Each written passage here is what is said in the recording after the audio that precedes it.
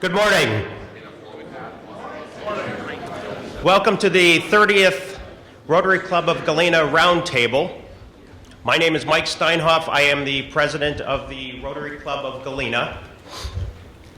I'd like to welcome from Rotary, we've got Scott Shore, our current district governor.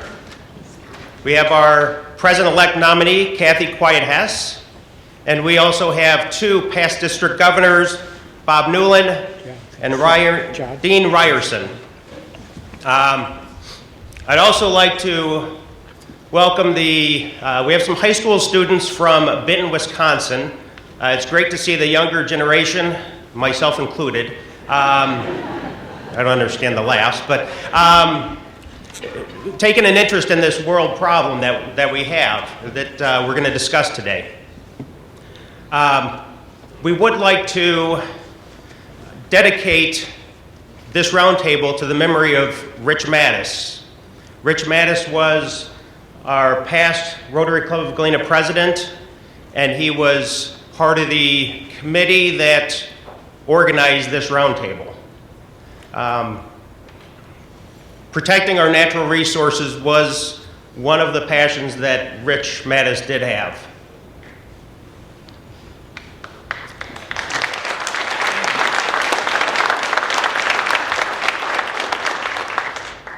So as you know, we're here to discuss the precious resource of water.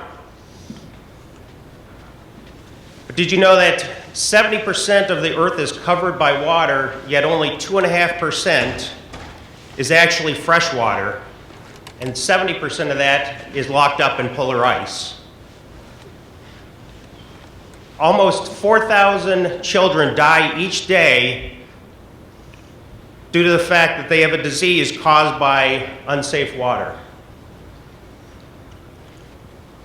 Rotary International, one of their causes is to provide clean water to the world.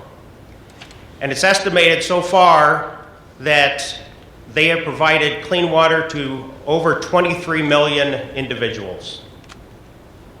And they couldn't do that without partnering with other service organizations, companies, universities, and partnering with people such as yourself that are here to listen to this roundtable today and to participate.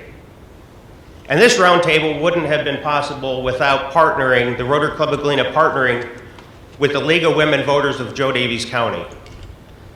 And right now I would like to introduce the president of the League of Women Voters of Joe Daviess County, Bonnie Cox.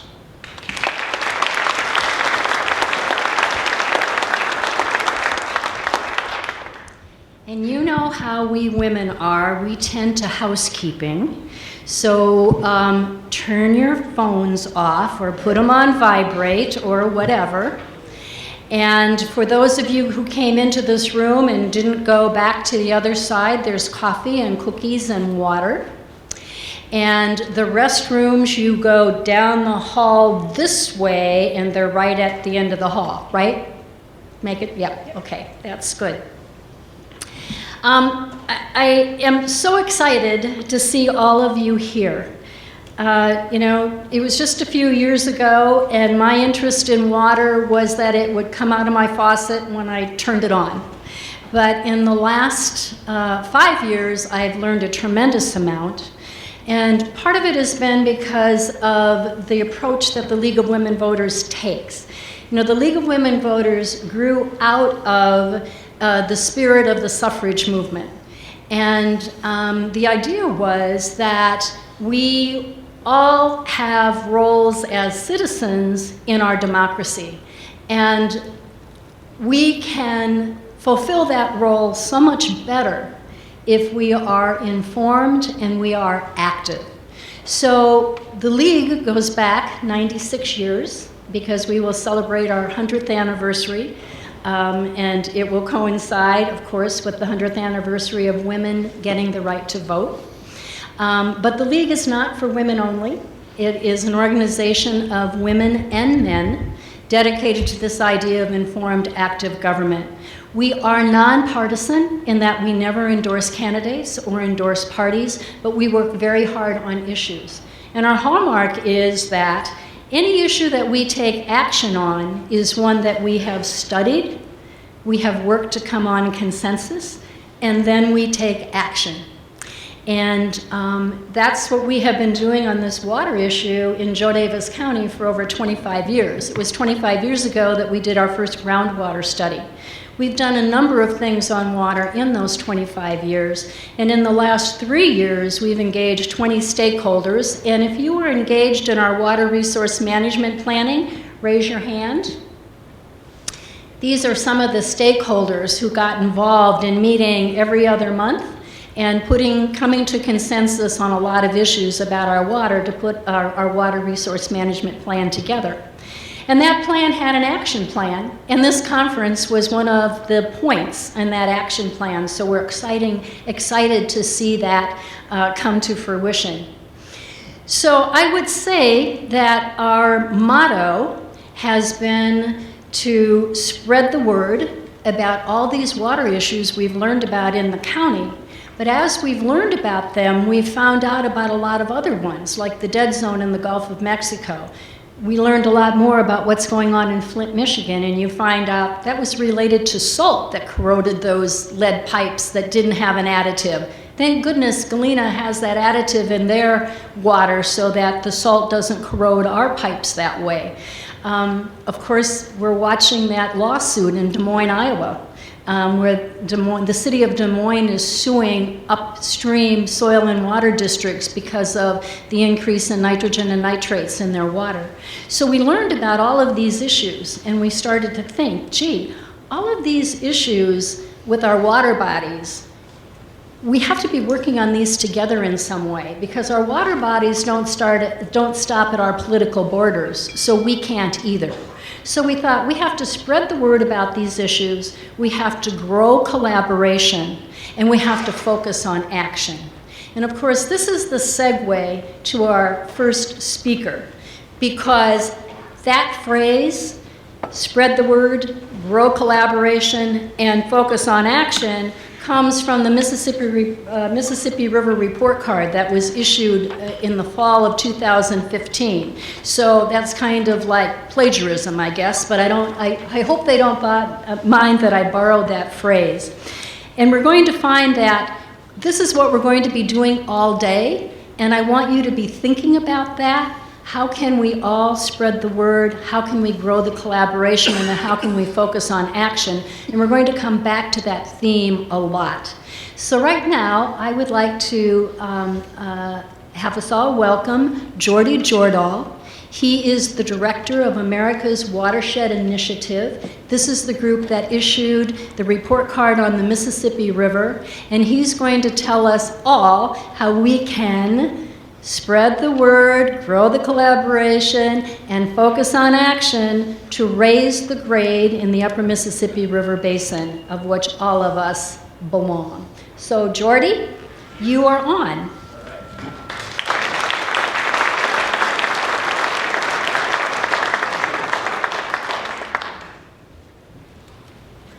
So I'm just going to take a second and switch computers, and I'm very Norwegian, so I don't know if I can do two things at once, but I'm going to try. I'm going to just start out by saying thank you very much for the invitation to be here today. And as I was driving down this morning, I was thinking about my first exposure with the League of Women Voters. It was back in the early 1970s. My mother was very active in Madison, Wisconsin, and I've been to many candidate forums and other issue events. And then in my past life, I've also worked spreading information by completing many candidate questionnaires in my volunteer capacity, helping get information out to people about issues that are really important to communities. Oh, so now we're going to see me type in my password. That's my daughter, one of my daughters. Okay.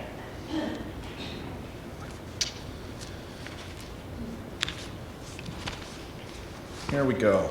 So I can talk all day about water. I can talk all day about the Mississippi River watershed. And I'm going to try to talk very quickly about the process that America's Watershed Initiative worked with many stakeholders throughout the Mississippi River watershed. to try to develop a report card. But more importantly than that, I'm going to try to explain why we did it and what we're hoping we'll see come out of this project now that it's completed. So briefly, I'm going to introduce myself. I am the director of America's Watershed Initiative. It is a collaboration. I'm going to introduce you to the steering committee members later. We're not a separate organization. I work for the Nature Conservancy, which is one of the members of the steering committee, but I'm responsive to this broad collaboration, this group of stakeholders from the Mississippi River watershed that have committed to work together. Clearly, we all know that water is life. It's the critical ingredient that's needed for our communities, for our ecosystems, for our economy to thrive and prosper. And it's so critically important for us to kind of start with that foundation.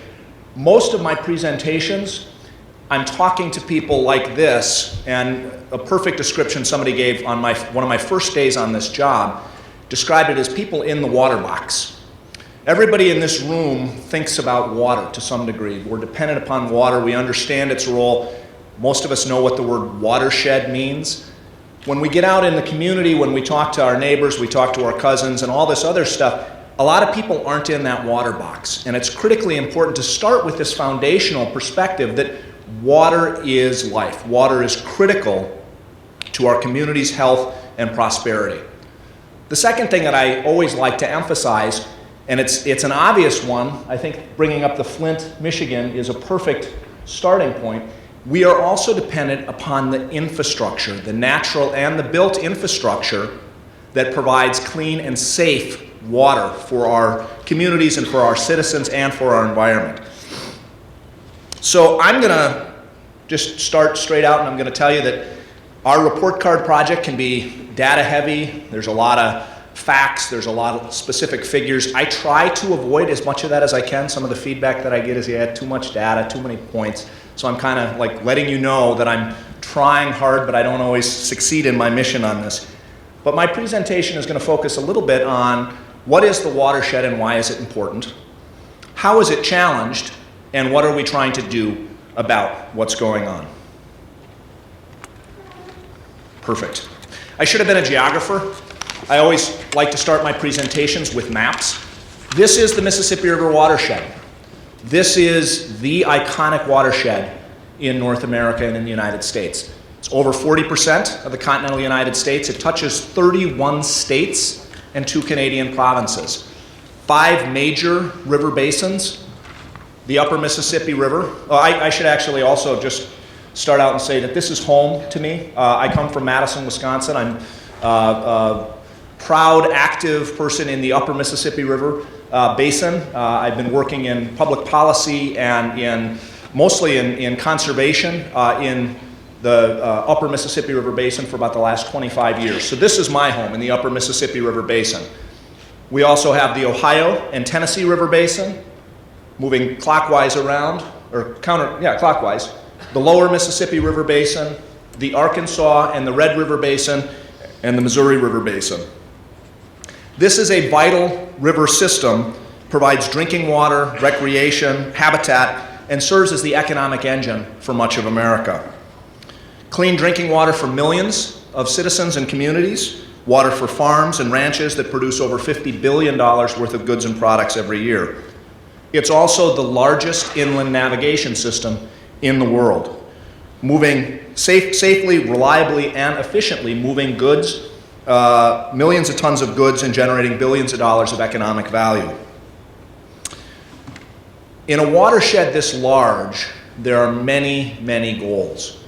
So depending upon what perspective you're coming in, you're probably going to have a different priority for a goal in the watershed. But it's critically important to recognize in a watershed this large, there are many, many goals that our communities do share. I'm going to quickly run through the goals that America's Watershed Initiative has organized itself around. In no order, I randomized these slides. So there are six goals that we evaluated in our report card project: ecosystems, flood control and risk reduction, transportation, economy,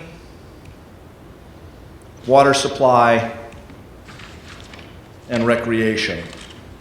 One thing that I should point out is that it's not explicitly listed in there, but clearly energy is an important part of economy, and it underpins many of these other goals as well.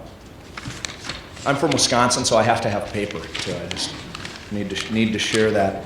So in addition to these many different goals, there's all these different benefits in the watershed. We also need to recognize that it faces many, many, many challenges. Back in 2007, the National Research Council called the Mississippi River an orphan. And the reason that they use that expression is there's nobody responsible. There's no agency, there's no government, there's no organizational body that is responsible for making decisions in the Mississippi River watershed.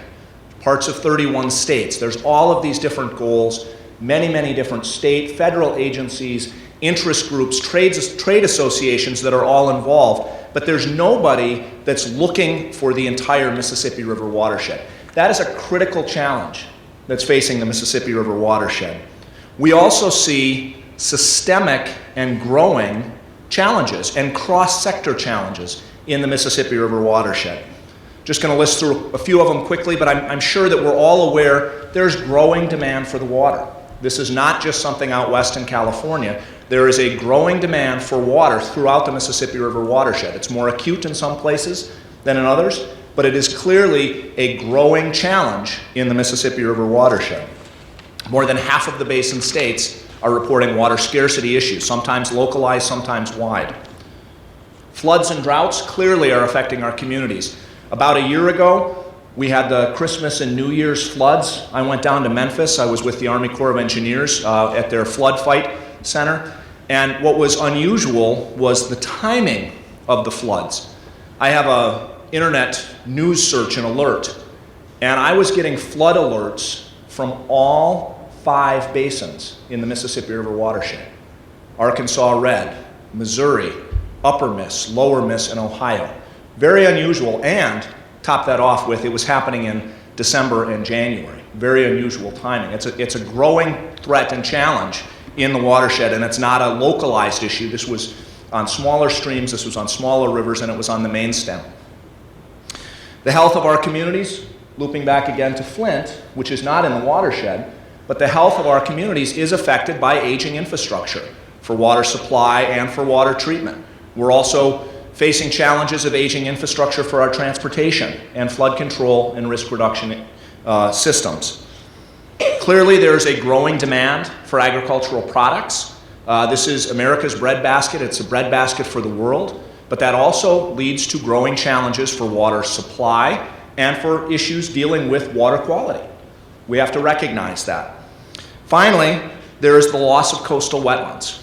Up here in Illinois or up in Wisconsin, it's something that we don't think all that much about, but there is critical national infrastructure associated with those coastal wetlands down in, brought up Gulf hypoxia, but also just the coastal wetlands off the coast of Louisiana down in the Gulf of Mexico. I'm going there next week. I'm actually really excited about it to get a little bit of warm for a change.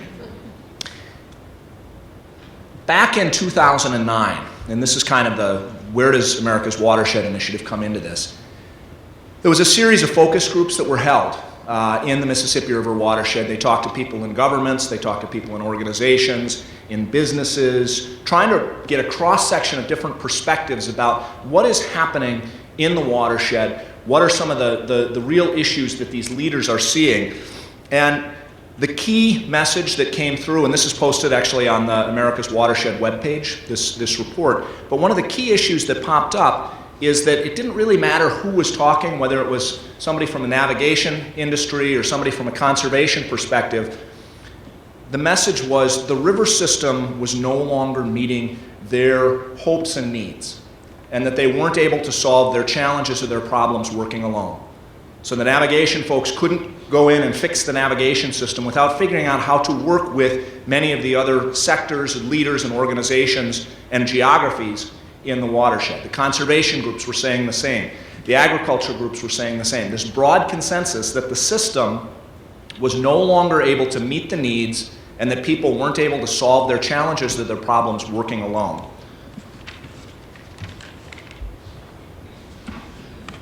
people felt we needed to create a more unified voice and a more unified perspective to meet some of these challenges in the Mississippi River watershed.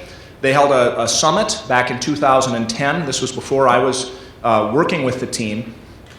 And at the end of the event, over 117 different stakeholders at this event in St. Louis asked the Army Corps of Engineers and asked the Nature Conservancy to bring together this steering committee, this group of people who can try to advance this idea that we need to create a shared vision for the future of the Mississippi River watershed. We need to look at this as a system that is connected.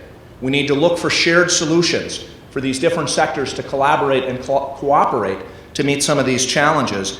And we need to figure out, how can we track progress? How can we tell how we're doing and where we're going across this broad Mississippi River watershed?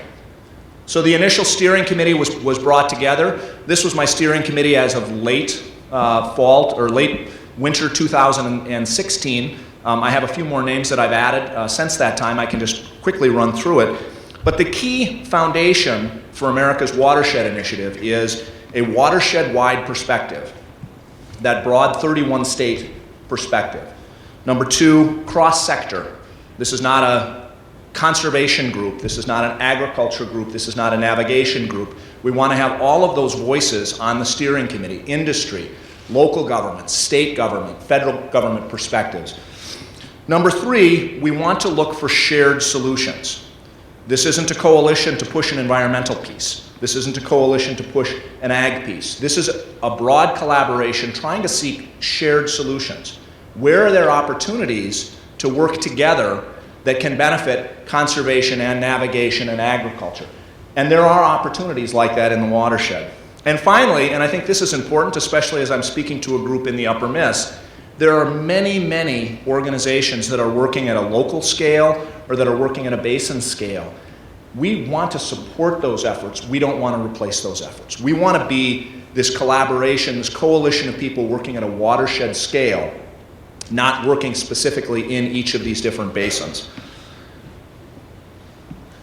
One of the key pieces that the steering committee wanted to do was to try to create a more shared vision. Actually, let me just briefly introduce the folks up here. I'm not going to run through each of their names, but we have industry with Caterpillar, we have navigation, Ingram Barge, we have conservation with the Nature Conservancy, we have the National Corn Growers Association represented here, we have academics, Dean of Science of Marshall University, we have basin associations, the Ohio River Basin Alliance, the Upper Mississippi River Basin Association. We've recently added, we have consulting engineers. We have the former head of the Louisiana Office of Coastal Protection. We have recently added representatives from more consulting engineering firms, from recreation, from tourism, from labor with the Carpenters District Council out of St. Louis and region. So we're trying to grow this collaboration to have this broader perspective looking at the Mississippi River watershed.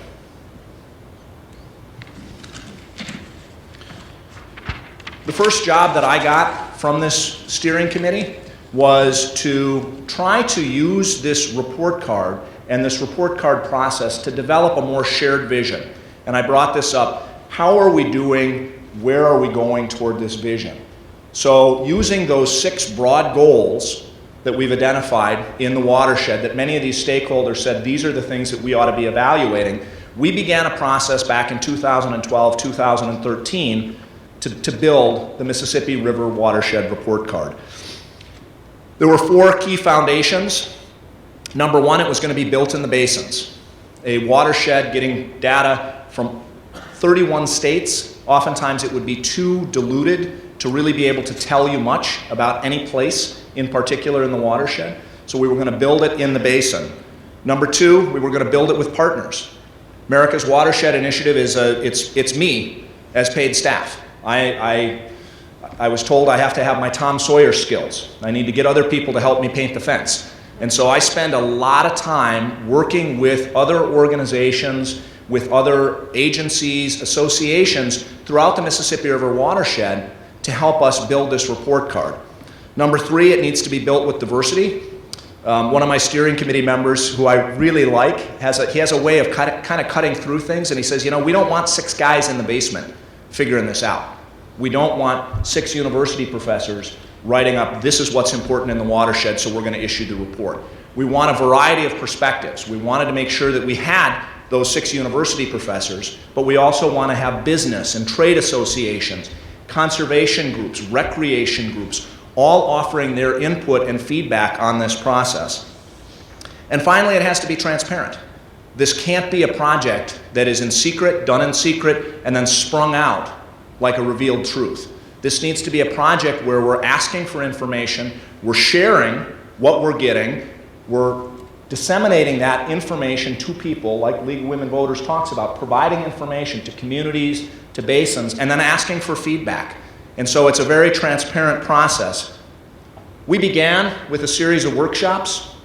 We went all throughout the watershed, started in Moline, went to Cincinnati, we were down in Tulsa, we were in Memphis, we were in Nashville, Rapid City, South Dakota, Kansas City, Alexandria, Virginia, out in Washington, D.C. We were in Louisville, we were in St. Louis. That doesn't even count the number of webinars and presentations that I've done, but these were major workshops where we brought stakeholders in for over a day to sit down and to talk about these broad goals for the watershed. How should we evaluate them? Where can we get the data? How should we interpret that data? And it was actually a really interesting process. One of the people who participated who's now on my steering committee. At the time he wasn't. He was from the National Corn Growers Association, Max Starbuck. And I asked Max to tell me about the workshop. He says, you know, the thing that was interesting is he walked into the room and he says, I could see that the environmental folks were over there and the navigation guys were there and the ag guys were here, and I didn't know who those folks were. He says, but by the end of the day and a half workshop, everybody had been working together. It was a collaborative project, and we heard this repeatedly throughout the process, that this was one of the first times that a lot of these stakeholders had actually been brought together to work on a project together. They'd oftentimes been fighting, they'd oftentimes see each other at legislative hearings, congressional field trips, whatever, but this was one of the first times that all of these sectors had been brought together to try to work on a project together, to talk about something that they care deeply about, which is the watershed and the critical importance of the water. So this is probably one of the most boring slides. I've had a lot of people say, why do you keep that one in there? I find this to be one of the most important slides in our report card process. This talks about the diversity and the breadth of participation that we had that built this report card. We had active participation from more than 400 different businesses, organizations, agencies, associations, and academic institutions. We had a broad diversity of perspectives. I've already talked about the geographic mix that we had. We had all of this different perspective coming together. This is the legitimacy of this report card. We're not, the American Society for Civil Engineers, we work closely with them. Their report card is the civil engineers report card. That is their credibility. They have academic training and they have professional licensure. They are the civil engineers, so they can provide that evaluation. This is the foundation for our report card. We have this broad and deep participation developing the AWI report card. So here it is. And I'm going to get up here and I'm going to tell you that it is definitely not a product that is easy to present in a PowerPoint presentation. It's data rich. There's a lot of data. There's a lot of information that underpins all of this evaluation. Unfortunately, we're coming up on semester time. I have 3 kids. Grades are due. And a D+ is not a grade that any of us are particularly proud of. This is actually very consistent with a lot of the evaluations that we've seen, either in other groups. I brought up the civil engineers or other trade associations, their own evaluation of how things are going with a lot of these different goals. But I want to focus on this just a moment, forgetting the grade. Understand that the report card is a tool. It's a tool to connect the watershed so that people here in Galena see that they're part of something that connects the Missouri River, the Tennessee, the Arkansas, the Ohio, the lower Mississippi River, the coastal areas. It's part of a larger watershed, number one. Number two, it's a communication tool. We need to talk to people that are in the water box like us, but also to policymakers, to communities, to opinion leaders throughout this watershed who don't necessarily think about these things. Yeah, water's important, you turn on the tap. But it's critically important as a communication tool to say, here's how we're doing. Here's some broad goals. Here's what we think, based on this input, is how we're doing in the Mississippi River watershed. Number 3, we try to provide a set of shared metrics moving forward. It sounds kind of geeky, and I am kind of a geek, but we wanted with this input to say, okay, here's how we are evaluating these goals in the Mississippi River watershed. Let's get people to look at these as goals, and then let's evaluate this moving forward so that we have this, again, this diversity of people pointing to these 6 broad goals. How are we doing? Are we making progress in the watershed? So as a communication tool, it wasn't just a single brochure. It wasn't just a single report card product. We had a series of different printed products. I'm from Wisconsin. We have to have paper. But we also had substantial information and materials on the webs. We have a methods paper, web pages, videos, and so forth. And it was a tremendous outreach tool and a media tool. And I've never worked on a project. People talk about things that are viral. You know, I don't really understand how you would define something like that. When we released our report card, within a few days, we had just under 3 million Twitter impressions. It blew us away. We had national coverage, Washington Post, Wall Street Journal, Associated Press, National Public Radio, a couple of different programs had stories on the Mississippi River report card. We had over 3,000 media placements. But even more important than that, you know, you can do a lot of things to get in the paper for 15 minutes, but what's important is we were able to drive our message. The watershed is critically important. The watershed is facing challenges. There's a group of people that are working to improve things in the Mississippi River watershed. So here are the results of the Mississippi River watershed report card. I did bring, and I think they're outside, there's one document that's produced in a landscape format that provides information specifically about the upper Mississippi River Basin results. A lot of people want to see things at a more basin scale.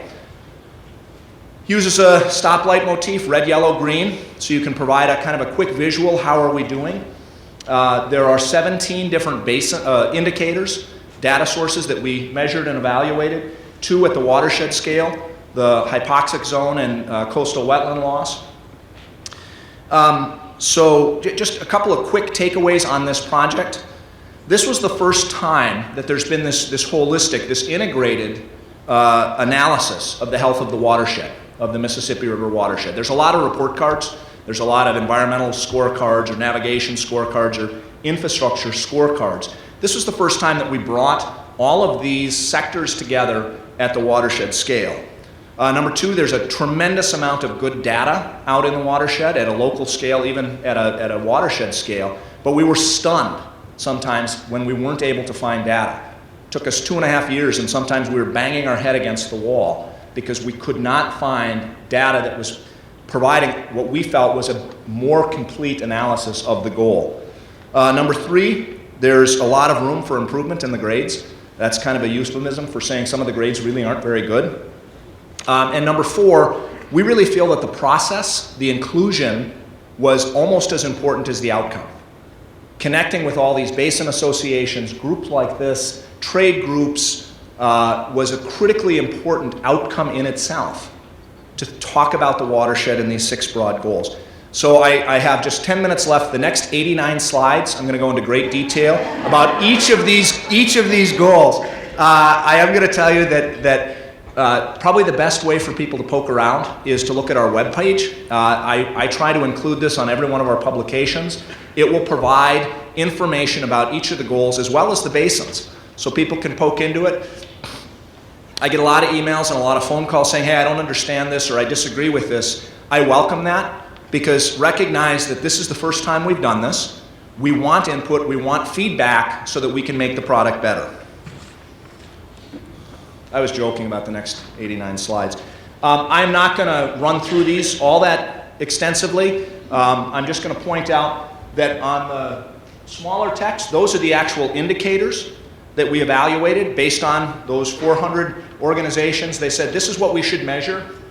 We have the goal, and then we have the grade. And this is at a watershed scale. So the ecosystem results were C-.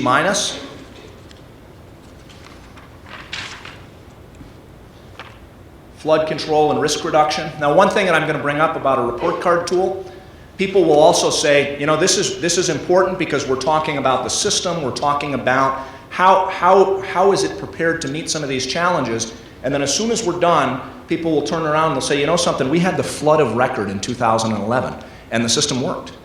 The system protected countless lives and property damage prevented in the Mississippi River watershed. The system worked. The grade that we're evaluating shows a real, I think, danger sign in terms of future damages that we could have. So the system did work, but there are big concerns moving forward. Transportation, same type of a message. The system, and this is from the trade groups, from the navigation businesses, even from Corps of Engineers, they will say the system efficiently and effectively moves goods and products throughout the Mississippi River watershed. But there are some real danger signs on the future in terms of the condition, in terms of the maintenance of this system.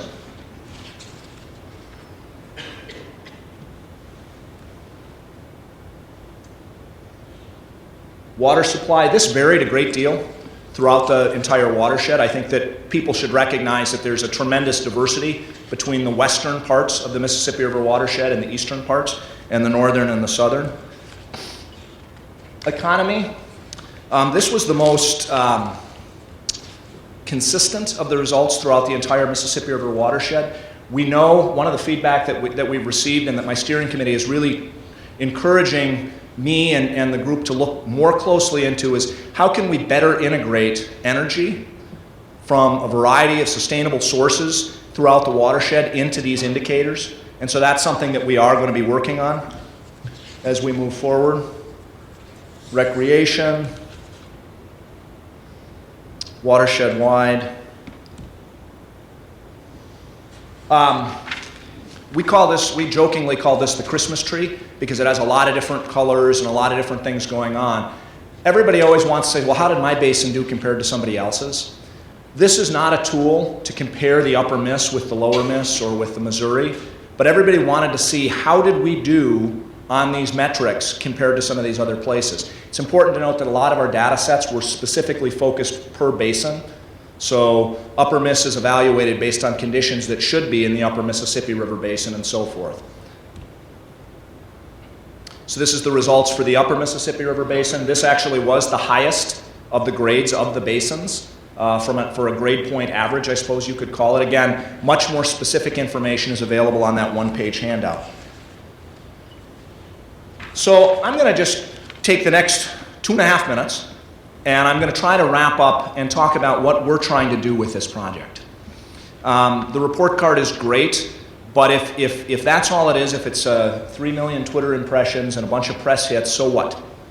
And the steering committee, the coalition, the collaboration that was working together, they really said, we need to take this project, we need to take this interest that we've seen throughout the watershed and try to take that next step to try to improve, to raise the grade, so to speak. So I say that phrase an awful lot. I guess that's the first time I've said it here this morning. But we have 3 key projects that we're focusing on. Number 1, we really want to do more and focus more on recognizing innovation and best practices. Because when we travel around the watershed, there are great things that are happening that we hear about, oftentimes at a local scale or even at a smaller sub-basin scale. We need to do a better job, since nobody else is really talking about this at a watershed scale, of sharing those stories, of sharing that information, so that communities down in Arkansas learn the good things that are happening up here in the upper Miss or happening in the Missouri. So we've got a work group that's working on that. Number 2, we really do want to raise the grade in the Mississippi River watershed. We want to get the active groups and the steering committee in this process to help us identify what specific things can we do that would affect some of these indicators. Where are there programs or policies or decisions or investments that can be made at a watershed scale that will actually have an effect on the grades? And number 3, we need to be building the foundation for Report Card 2020.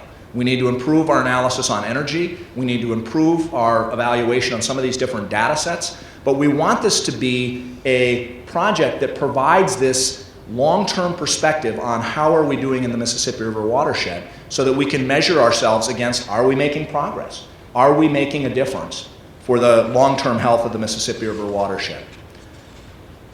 The final couple of slides that I have aren't mine. Actually, I put the slides together, but I'm going to talk about a project that I think is important because it's here in the upper Mississippi River Basin. And what was exciting about this was there was a conference that was held in the Quad Cities in, I think, late October.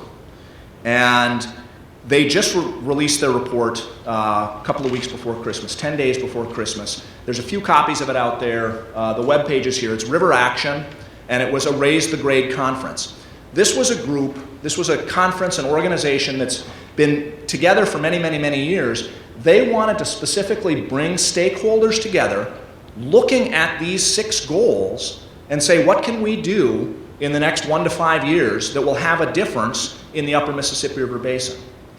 And what's exciting to me is this was not an America's Watershed Initiative conference. I didn't organize it, I didn't have to plan it, I didn't worry about cookies or coffee or all of those types of things that are critically important. But they had over 200 people that came together from over 95 different organizations to really dive in and say, what can we do in the next 1 to 5 years that will have an effect here in the upper Mississippi River Basin? These were the 7 specific things that they highlighted and they identified. They have a series of specific actions under each of these.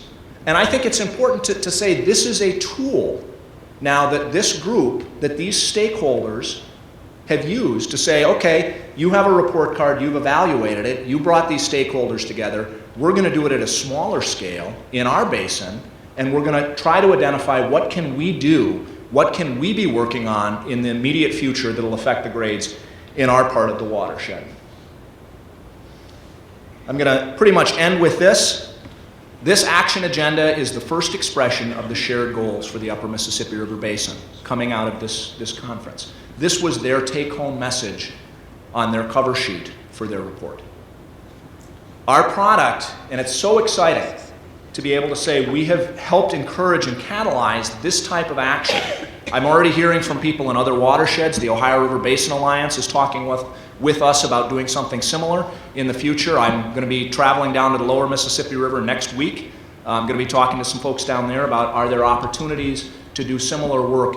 We see this as a real tool to try to unify not only the broader watershed, but also catalyze action within each of these basins to focus on shared solutions and raising the grade in the watershed. Thank you very much. I really appreciate the opportunity to be here. I apologize that I was talking about 1.5 miles a minute. I will be happy to try to respond to questions later. There's going to be a panel, and I'll be here also during the lunch hour. I really appreciate the opportunity to be here. Thank you so much.